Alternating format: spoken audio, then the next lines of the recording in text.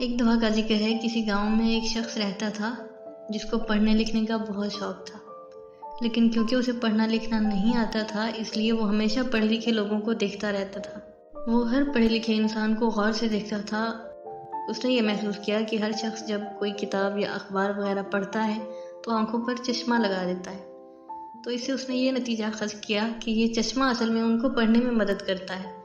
اسے لگا کہ وہ یہ چشمہ اپنے لیے خریدے گا تو وہ پڑھنا سیکھ جائے گا۔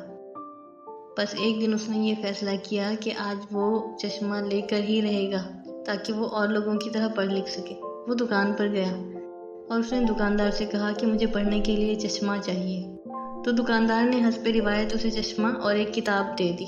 اس شخص نے ایک ایک کر کے بہت سارے چشمے چیک کیے، لیکن کسی بھی چشمے کی مدد سے وہ پڑھ نہیں پا رہا تھا۔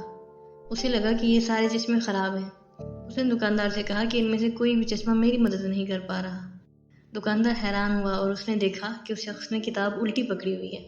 دکاندار نے اس شخص سے کہا کہ شاید آپ کو پڑھنا نہیں آتا۔ اس شخص نے کہا جی بالکل مجھے پڑھنا نہیں آتا، میں اس لیے یہ چشمہ خریدنے آیا ہوں تاکہ مجھے پڑھنے میں مدد مل سکے، لیکن آپ کی دکان کا کوئی بھی چشمہ میرے کام نہیں آ رہا۔